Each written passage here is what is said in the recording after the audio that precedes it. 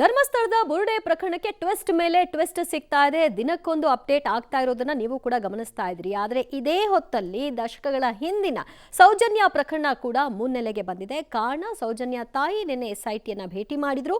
ಈ ಪ್ರಕರಣದಲ್ಲಿ ಮಗಳ ಕೇಸ್ನ ಪರಿಶೀಲನೆ ಮಾಡಿ, ಯಾಕಂದ್ರೆ ಚಿನ್ನಯ್ಯನಿಗೆ ಸೌಜನ್ಯ ಕೇಸ್ ಬಗ್ಗೆ ಗೊತ್ತು. ಆತ ತನ್ನ ಇಂಟರ್ವ್ಯೂನಲ್ಲಿ ಹೇಳಿಕೆಯನ್ನ ಕೊಟ್ಟಿದ್ದಾನೆ. ಇದರ ಆಧಾರದ ಮೇಲೆ ತನಿಖೆ ಆಗಲಿ, ಆತನನ್ನ ಮಂಪರು ಪರೀಕ್ಷೆಗೆ ಒಳಪಡಿಸಿ ಅಂತ ಅವರು ಕೇಳಿದ್ದಾರೆ. ಈಗ ಇರುವಂತಹ ಪ್ರಶ್ನೆ, ಎಸ್ಐಟಿ ಮತ್ತೆ ಆಳಕ್ಕೆ ಇಳಿದು ಸೌಜನ್ಯ ಕೇಸ್ನ ತನಿಖೆಗೆ ಇಳಿಯುತ್ತಾ? ಯಾಕಂದ್ರೆ ಈಗಾಗಲೇ ಸರ್ಕಾರ ಕೂಡ ಹೇಳಿಯಾಗಿದೆ, ಈ ಪ್ರಕರಣಕ್ಕೂ ಸೌಜನ್ಯ ಪ್ರಕರಣಕ್ಕೂ ಸಂಬಂಧ ಇಲ್ಲ, ಇದು ಡಿಫ್ರೆಂಟ್ ಅಂತ. ಈಗ ಯಾವುದೇ ಕೇಸ್ಗಳನ್ನ ಎಸ್ಐಟಿ ಮುಂದೆ ತರಬಹುದು ಅನ್ನೋದರ ಕಾರಣದಿಂದಾಗಿ ಸೌಜನ್ಯ ಕೇಸ್ ಮತ್ತೆ ಎಸ್ಐಟಿ ಅಂಗಳಕ್ಕೆ ಬಂದಿದೆ.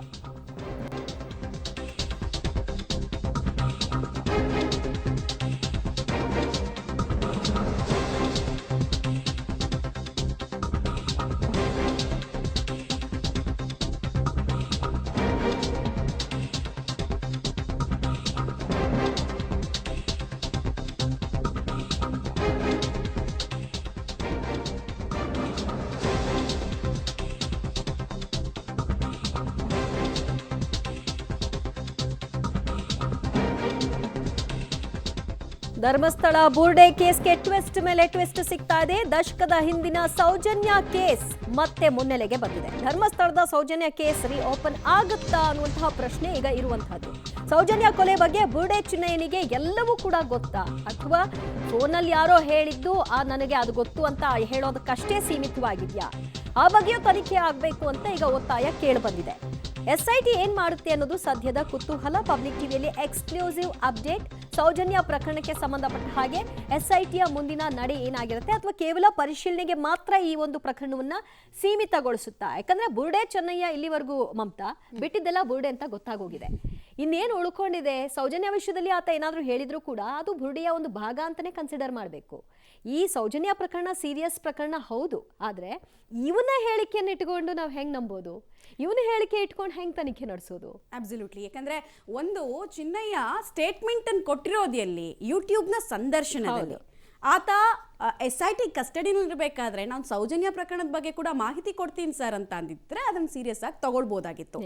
ಈಗ ಬಂದಿರೋದು ಯೂಟ್ಯೂಬ್ ಸಂದರ್ಶನವನ್ನು ಆಧರಿಸಿ. ಯೂಟ್ಯೂಬ್ನಲ್ಲಿ ಅವನು 1000 ಸುಳ್ಳನ್ನು ಹೇಳಿದ್ದಾನೆ. ಆ ಸುಳ್ಳುಗಳಿಗೆಲ್ಲ ಹಾಗಾದ್ರೆ SITಯನ್ನ ದಿನಕ್ಕೊಂದು ಫಾರ್ಮ್ ಮಾಡ್ತಾ ಹೋಗೋದಾದ್ರೆ ಸರ್ಕಾರಕ್ಕೆ ಬೇರೆ ಕೆಲಸನೇ ಇರಲ್ಲ. ಇದು ಪ್ರಶ್ನೆ ಇರೋದು. ಆದರೆ ಒಂದು ಕುತೂಹಲ ಅಂತೂ ಇದ್ದೇ ಇದೆ. ಸೌಜನ್ಯ ಕೇಸ್ ರಿಓಪನ್ ಆಗಬೇಕು, ಆಕೆಗೆ ನ್ಯಾಯ ಸಿಗಬೇಕು ಅನ್ನುವಂತಹ ಕೂಗು ದಶಕಗಳಿಂದ ನೈಜವಾಗಿ ಹೋರಾಟ ಮಾಡ್ಕೊಂಡು ಬರೋದು ಆಗ್ತಾ ಇದೆ. ಈ ಸಂದರ್ಭದಲ್ಲಿ ಅದಾಗುತ್ತಾ ಅನ್ನೋದು ಪ್ರಶ್ನೆ. ಡೀಟೇಲ್ಸ್ ಕೊಡ್ತಾ ಹೋಗ್ತೀವಿ ನೋಡಿ. ಧರ್ಮಸ್ಥಳದ ಬುರುಡೆ ಎಪಿಸೋಡ್ಗೆ ಸೌಜನ್ಯ ಕೇಸ್ ಸೇರ್ಪಡೆ ಆಗಿದೆ. ಚಿನ್ನಯ್ಯನ ಯೂಟ್ಯೂಬ್ ಸಂದರ್ಶನದಲ್ಲಿ ಸೌಜನ್ಯ ಸಾವಿನ ಬಗ್ಗೆ ಪ್ರಸ್ತಾಪವನ್ನ ಅವರ ಕುಟುಂಬದವರು ಬಂದು ಮಾಡಿದ್ದಾರೆ. ಇದನ್ನೇ ಆಧಾರವಾಗಿಟ್ಕೊಂಡು SIT ಕದ ತಟ್ಟೋ ಕೆಲಸವನ್ನ ಸೌಜನ್ಯ ಫ್ಯಾಮಿಲಿ ಮಾಡಿದೆ. ನಿನ್ನೆ ಬಂದ್ರು ಅವರು. ಸ್ಟಾರ್ಟಿಂಗಲ್ಲಿ ಅವ್ರಿಗೆ ಭೇಟಿಗೆ ಅವಕಾಶ ಸಿಗಲಿಲ್ಲ. ಚಿನ್ನಯ್ಯಗೆ ಪ್ರಕರಣದ ಮಾಹಿತಿ ಇದೆ, ಹೀಗಾಗಿ ಆತನನ್ನ ತನಿಖೆಗೆ ಒಳಪಡಿಸುವಂತೆ ದೂರನ್ನ ಕೊಡಲಾಗಿದೆ.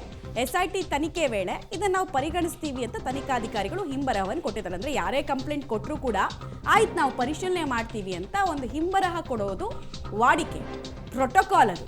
ಅದನ್ನು ಮಾಡಿದ್ದಾರೆ.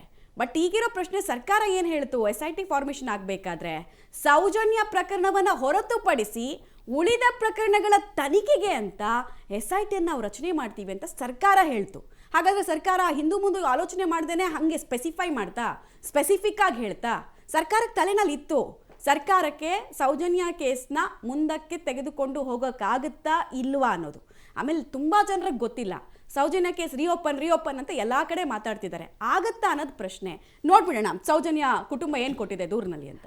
ಓಕೆ, ಅವರ ತಾಯಿ ಕೊಟ್ಟಿರುವಂತಹ ದೂರಿನಲ್ಲಿ ಹೀಗಿದೆ. ರವಿ ಪೂಜಾರಿ ಎಂಬಾತ ಸೌಜನ್ಯ ಕೊಲೆ ಅತ್ಯಾಚಾರಕ್ಕೆ ಕಾರಣವಾದವರ ಹೆಸರನ್ನ ಚಿನ್ನಯ್ಯಗೆ ಹೇಳಿದ್ದ. ಅಪರಾಧಿಗಳು ರವಿ ಪೂಜಾರಿಗೆ ಹಣ ಕೊಟ್ಟು ನಂತರ ಕಚೇರಿಯಲ್ಲಿ ಕೊಂದಿದ್ರು ಅಂತ ಚೆನ್ನೈನ ಅಕ್ಕ ರತ್ನ ವಿಚಾರಣೆಯಲ್ಲಿ ಹೇಳಿದ್ಲು. ಸೌಜನ್ಯ ಶವ ಸಿಕ್ಕ ಸ್ಥಳದಲ್ಲಿ ಆತ ಹಲವಾರು ಶವ ಹೂತು ಹಾಕಿದ್ದ. ಅಲ್ಲಿ ಸೌಜನ್ಯ ಶವ ಹೂತು ಹಾಕಲು ಸಂಚು ನಡೆದಿರುವ ಸಾಧ್ಯತೆ ಕೂಡ ಇದೆ. ಸೌಜನ್ಯ ಅತ್ಯಾಚಾರ ಹಾಗೂ ಕೊಲೆಯ ಅಪರಾಧಿಗಳ ಬಗ್ಗೆ ಚಿನ್ನಯ್ಯನಿಗೆ ಮಾಹಿತಿ ಇರುವ ನಿಟ್ಟಿನಲ್ಲಿ ಚಿನ್ನಯ್ಯಗೆ ನಾರ್ಕೋ ಪರೀಕ್ಷೆಗೆ ಒಳಪಡಿಸಿ ಅನ್ನುವಂತಹ ಕೂಗು. ಈ ನಾರ್ಕೋ ಪರೀಕ್ಷೆ ಬಗ್ಗೆ ಗಿರೀಶ್ ಮಠನವರ್, ತಿಮ್ರೋಡಿ ಎಲ್ಲರೂ ಕೂಡ ಹೇಳ್ತಿದ್ರು. ಈಗ ಇವರು ಕೂಡ ಅದರ ವಿಷಯವಾಗಿ ಹೇಳ್ತಿದ್ದಾರೆ. ಒಳಪಡಿಸಲಿ ಬೇಡ ಅಂತಲ್ಲ, ಅದನ್ನು ಮಾಡೋದಾಗಿದ್ರೆ ಆರಂಭಿಕ ಹಂತದಲ್ಲೇ ಮಾಡಬೇಕಾಗಿತ್ತು. ಇಲ್ಲಿವರೆಗೂ SIT ಮಾಡಿಲ್ಲ. ಈಗ ಈಗ ಮಾಡುವಂತಹ ಪ್ರಮೇಯ ಬರುತ್ತಾ ಇಲ್ವಾ ಅಂತ ಗೊತ್ತಿಲ್ಲ. ಬಟ್ ಆತನ ವಿಡಿಯೋ ಏನು ಸಂದರ್ಶನದಲ್ಲಿ ಹೇಳಿದ್ದಾನೆ ಅದನ್ನೇ ಆಧಾರವಾಗಿ ಇಟ್ಕೊಂಡು, ಆಮೇಲೆ ಚಿನ್ನಯ್ಯ ನನಗೆ ಯಾರೋ ಹೇಳಿದ್ದು ಅಂದರೆ ರವಿ ಪೂಜಾರಿ, ಆತ ಕೂಡ ಈತನ ಜೊತೆ ಕೆಲಸ ಮಾಡ್ತಿದ್ದಂತಹ ಸ್ನೇಹಿತ, ಅವನು ನನಗೆ ಫೋನಲ್ಲಿ ಹೇಳಿದ್ದು ಅನ್ನೋ ಅಂಶ ಅಷ್ಟೇ. ಈಗ ಎನ್ಕ್ವೈರಿ ಆಗಬೇಕಾಗಿರೋದು ರವಿ ಪೂಜಾರಿದ, ಹಾಗಾದರೆ ಚಿನ್ನಯ್ಯ ಗೊತ್ತಿರೋದು ಬರೀ ಅವನು ಏನು ಹೇಳಿದ್ದಾನ ಅಷ್ಟೇ.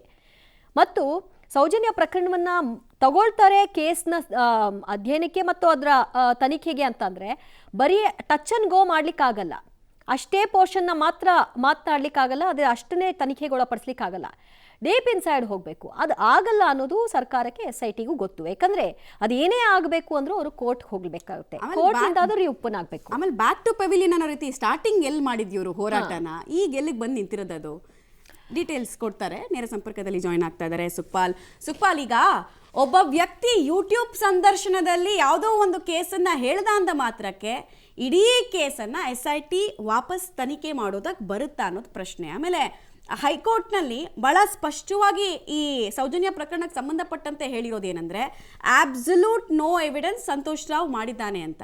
ಸೊ ಇಂಥ ಟೈಮ್ನಲ್ಲಿ, ಆಮೇಲೆ ಸರ್ಕಾರಕ್ಕೆ ಅಥವಾ ಸರ್ಕಾರದ ತನಿಖಾ ಸಂಸ್ಥೆಗೆ ಚೀಮಾರಿ ಹಾಕಿದಂತಹ ಟೈಮ್ನಲ್ಲಿ ಯಾರೋ ಒಬ್ಬ ಹೇಳ್ದ, ಯೂಟ್ಯೂಬ್ ಸಂದರ್ಶನದಲ್ಲಿ ಹೇಳ್ದ, ಕಸ್ಟಡಿಯಲ್ಲಿ ಹೇಳಲಿಲ್ಲ ಅನ್ನೋ ಕಾರಣಕ್ಕೆ ತನಿಖೆ ಮಾಡೋದಕ್ಕೆ ಬರುತ್ತಾ? ಇದನ್ನು ಸರ್ಕಾರ ಮುಂಚೆನೇ ಯೋಚನೆ ಮಾಡಿರಲಿಲ್ವಾ? ಹಂಗೆ ಯಾಕೆ ಮೆನ್ಷನ್ ಮಾಡ್ತು? ಸೌಜನ್ಯ ಪ್ರಕರಣವನ್ನು ಹೊರತುಪಡಿಸಿ ಉಳಿದ ಪ್ರಕರಣಗಳ ತನಿಖೆಗೆ ನಾವು SIT ಫಾರ್ಮ್ ಮಾಡ್ತಿದ್ದೀವಿ ಅಂತ ಹಂಗೆ ಯಾಕೆ ಯೋಚನೆ ಮಾಡ್ತು ಹಾಗಾದರೆ ಮುಂಚೆ? ಒಂದು ಹಂತದಲ್ಲಿ ಈಗ ಆರಂಭದಲ್ಲಿ SIT ತನಿಖೆ ಮಾಡಲಿಕ್ಕೆ ಆರಂಭ ಮಾಡಿರುವಂಥದ್ದೇ ಒಬ್ಬನ ದೂರಲ್ಲಿ. ಯಾವುದೋ ಒಬ್ಬ ವ್ಯಕ್ತಿ ನಾನು ಧರ್ಮಸ್ಥಳದಲ್ಲಿ 100 ಶವಗಳನ್ನು ಹೂತ ಇಟ್ಟಿದ್ದೇನೆ ಅನ್ನುವಂಥದ್ದನ್ನು ಒಂದು ದೂರು ಕೊಡ್ತಾನೆ. ಆರಂಭದಲ್ಲಿ ಒಂದು ಫೇಸ್ಬುಕ್ಕಲ್ಲಿ ಅಥವಾ ಸಾಮಾಜಿಕ ಜಾಲತಾಣಗಳಲ್ಲಿ ದೂರಿನ ಪತ್ರವನ್ನು ವೈರಲ್ ಮಾಡ್ತಾರೆ. ತಕ್ಷಣಕ್ಕೆ ಅದನ್ನು ದೂರು ದಾಖಲಿಸಲಿಕ್ಕೆ ಪೊಲೀಸರು ಹೇಳ್ತಾರೆ. ಆ ಬಳಿಕ SIT ಆತ ಹೇಳಿರುವಂಥ ದೂರಿನ ಆಧಾರದಲ್ಲೇ ಒಂದು SIT ರಚನೆ ಆಗುತ್ತೆ, ಇಡೀ ಧರ್ಮಸ್ಥಳದಲ್ಲಿ ಗುಂಡಿ ತೆಗೆಯುವಂಥ ಕೆಲಸಗಳನ್ನು ಮಾಡುತ್ತೆ. ಈಗ ಅದೇ ರೀತಿ ಮುಂದುವರಿದು ಒಬ್ಬ ವ್ಯಕ್ತಿ, ಈಗ ಆರೋಪಿ ಸ್ಥಾನದಲ್ಲಿರುವಂಥ ವ್ಯಕ್ತಿ, ಆತ ಆ ಹೇಳಿರುವಂಥ ಹೇಳಿಕೆಯನ್ನು ಇಟ್ಕೊಂಡು ಈಗ ಸೌಜನ್ಯ ಪ್ರಕರಣವನ್ನು ಇದಕ್ಕೆ ಸೇರಿಸ್ಕೊಂಡು ತನಿಖೆ ಮಾಡಬೇಕು ಅನ್ನುವಂಥದ್ದು ಎಷ್ಟರ ಮಟ್ಟಿಗೆ ಸರಿ ಅನ್ನುವಂಥದ್ದು ಗೊತ್ತಾಗ್ತಾ ಇಲ್ಲ. ಸೌಜನ್ಯ ಪ್ರಕರಣದಲ್ಲಿ ಯಾವ ರೀತಿಯಾದಂಥ ತನಿಖೆ ಆಗಿದೆ, ಯಾವ ಸಂಸ್ಥೆ ತನಿಖಾ ಸಂಸ್ಥೆ ತನಿಖೆ ಮಾಡಿದೆ ಅನ್ನುವಂಥದ್ದು ಎಲ್ರಿಗೂ ಗೊತ್ತಿರುವಂಥ ವಿಚಾರ. ಈಗ ಈತ ಒಬ್ಬ ಯಾವುದೋ ಸಂದರ್ಶನದಲ್ಲಿ ದ್ವಂದ್ವವಾದಂಥ ಹೇಳಿಕೆಗಳನ್ನು ಕೊಟ್ಟಿದ್ದಾನೆ. ಒಂದು ಕಡೆ ಒಂದು ರೀತಿ ಕೊಡ್ತಾನೆ, ಇನ್ನೊಂದು ಯೂಟ್ಯೂಬ್ ಚಾನಲಲ್ಲಿ ಇನ್ನೊಂದು ರೀತಿಯಾದಂಥ ಹೇಳಿಕೆಗಳನ್ನು ಕೊಡ್ತಾನೆ. ಈ ರೀತಿಯಾದಂಥ ಹೇಳಿಕೆಗಳನ್ನು ನೋಡಿಕೊಂಡು ಬಂದು ಈಗ SITಯಲ್ಲಿ ಈ ಒಂದು ತನಿಖೆಯನ್ನು ಮುಂದುವರಿಸಬೇಕು, ಇದನ್ನು ರಿಓಪನ್ ಮಾಡಬೇಕು ಅನ್ನುವಂಥದ್ದನ್ನು ಹೇಳ್ಕೊಂಡಿದ್ದಾರೆ. SIT ಅಧಿಕಾರಿಗಳು ಅದನ್ನು ದೂರನ್ನು ದಾಖಲಿಸಿಕೊಂಡು ಮುಂದಿನ ತನಿಖೆ ಮಾಡ್ತೇವೆ ಅನ್ನುವಂಥದ್ದನ್ನು ಹೇಳಿದ್ದಾರೆ. ಆದರೆ ಎಷ್ಟರ ಮಟ್ಟಿಗೆ ಇದು ತನಿಖೆ ಆಗುತ್ತೆ, ಈ ಪ್ರಕರಣದ ಜೊತೆಗೆ ಬುರುಡೆ ಪ್ರಕರಣ ಏನು ಈಗ ಅದು ಬುರುಡೆ ಬಿಟ್ಟಿರೋದು ಅನ್ನುವಂಥದ್ದು ಒಂದು ಹಂತಕ್ಕೆ ಬಂದು ನಿಂತಿದೆ. ಇದರ ನಡುವೆ ಈಗ ಸೌಜನ್ಯ ಪ್ರಕರಣವನ್ನು ಯಾವ ರೀತಿ ಸೇರಿಸ್ಕೊಳ್ತಾರೆ ಅನ್ನುವಂಥದ್ದೇ ಬಹಳಷ್ಟು ದೊಡ್ಡ ಪ್ರಶ್ನೆ ಇರುವಂಥದ್ದು. ಸೌಜನ್ಯ ಪ್ರಕರಣದಲ್ಲಿ ಈವರೆಗೆ ಏನೆಲ್ಲ ಆಗಿದೆ ಅನ್ನುವಂಥದ್ದು ಎಲ್ರಿಗೂ ಗೊತ್ತಿರುವಂಥ ವಿಚಾರ. ಈಗ ಈ ಪ್ರಕರಣ ಈಗ ಬಹಳಷ್ಟು ಜಟಿಲವಾಗ್ತಾ ಇದೆ, ಇದು ಸುಳ್ಳಿನ ಪ್ರಕರಣ ಅನ್ನುವಂಥದ್ದು ಹೊರಗೆ ಬರ್ತಾ ಇದೆ. ಅದರ ಜೊತೆಗೆ ಇದನ್ನ SIT ಅಧಿಕಾರಿಗಳು ಯಾವ ರೀತಿಯಾಗಿ ಸವಾಲಾಗಿ ತಗೊಳ್ತಾರೆ ಅನ್ನುವಂಥದ್ದನ್ನ ಕಾದು ನೋಡ್ಬೇಕಾಗುತ್ತೆ ದಿವ್ಯಾ. ಓಕೆ ಸುಖಪಾಲ್, ಹಾಗೆ ಸಂಪರ್ಕದಲ್ಲಿರಿ. ಸೌಜನ್ಯ ಅವರ ತಾಯಿ ಬಗ್ಗೆ ಅಪಾರವಾದ ಗೌರವ ಇಟ್ಕೊಂಡು ನನಗೊಂದು ಪ್ರಶ್ನೆ ಅಂತ ಹುಟ್ಟುತ್ತಾ ಇದೆ ಇಲ್ಲಿ. ಸೌಜನ್ಯ ಅವರ ತಾಯಿ SIT ಬರೋಕ್ಕಿಂತ ಮುಂಚೆ ಸುಪ್ರೀಂ ಕೋರ್ಟ್ನಲ್ಲಿ ಒಂದು ರಿಟ್ ಅರ್ಜಿ ಹಾಕೊಳ್ಳೋದಕ್ಕೆ ಅವ್ರಿಗೆ ಅವಕಾಶ ಇತ್ತು. ಇಷ್ಟು ವರ್ಷ ಆದರೂ ಯಾಕೆ ಆ ಅವಕಾಶವನ್ನು ಬಳಸ್ಕೊಳ್ತಿಲ್ಲ ಅನ್ನೋದು ಅಪಾರ ಗೌರವ ಇಟ್ಕೊಂಡು ನಾನು ಕುಸುಮಾವತಿ ಅವ್ರನ್ನ ಕೇಳ್ತಾ ಇದ್ದೀನಿ, ಸೌಜನ್ಯ ಪರ ಹೋರಾಟಗಾರರನ್ನ ಕೇಳ್ತಾ ಇದ್ದೀನಿ.